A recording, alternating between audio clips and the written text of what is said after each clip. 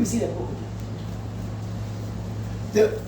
We want to get our lives back in order because it's out of order. For me, I said that society is under a social reconstruction where our feelings are becoming desensitized, our thoughts demoralized, our attitude dehumanized, our language devitalized. I mean, what we're saying to one another, we're really not listening, and our behavior activity has become destabilized. That means we're dealing with a spirit of apathy.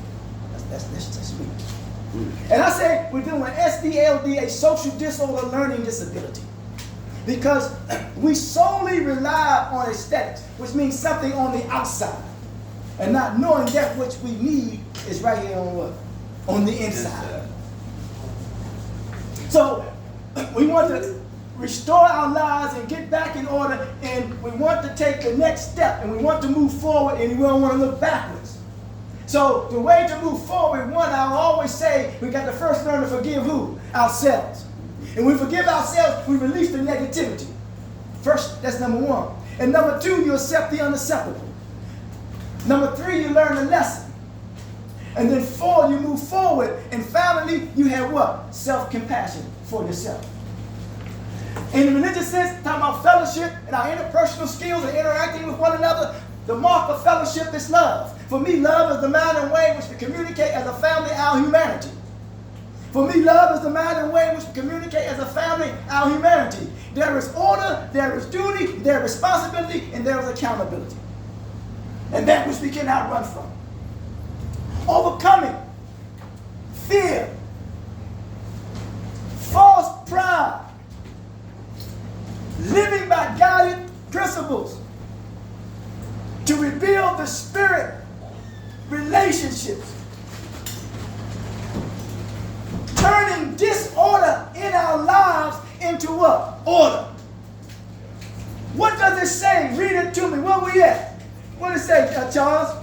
1 Peter what? 1 Peter 5 through 7. Instructs believers to actively cultivate specific virtues alongside their faith. These virtues in order are goodness, knowledge, self-control, perseverance, godliness, mutual affection, and love.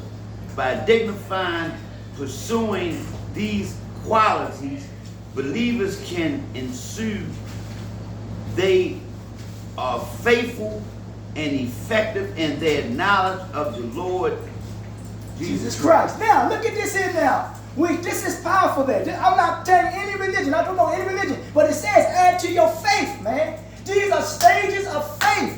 Read those stages again. Okay. Instructive to active cultivate specific virtues alongside their faith. These virtues in order are goodness, knowledge, self-control, perseverance, godliness, mutual affection, and love. There with you. You cannot go no wrong with that. You think about it. You look it up. That was what, 2 Peter? Yes. What? That was 2 Peter, 1 through 7. 1 through 7. You got to activate. Don't get to a point in your life when circumstances come and you activate something. Right. Your thinking, your mind, all that you do should always be inactive. Active, not inactive, but it always should be active. Don't wait till something happens. Right. Always do your best to be proactive and less reactive. But it's going to take some work. Yeah. To rebuild the spirit or the energy of the relationship that you have with yourself, and the relationship that you want to have with others, and the relationship that you want to have with this society, and the relationship that you want to have with other people whom you come in contact with. You want to build around people who encourage you, who are positive, who are active in doing what they're doing, the necessary steps that they need to do. Have your best interests. You want it that they have your what? Best interests at heart. Ain't that Right. something, man? A lot of times I realize that people's reputation precedes them, that you give them more credit than what they what? What they deserve.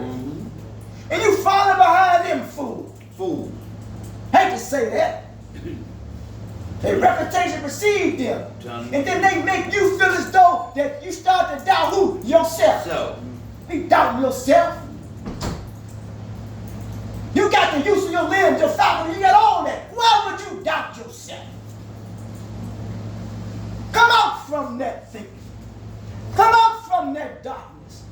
You came out from it, from the darkness of our mother's womb, and you came into the light. Why are you going to come into the light and condemn the light that you came, the darkness you came out from, and come into the light and try to condemn it? In other words, you can't change yourself, nor can you change the world if you are bombarded with gloom and doom. that's right. Who woke us up this morning? God. Grant me serenity to accept the things I cannot change, the courage to change the things that I can, and the wisdom to know the difference. Mike is crazy.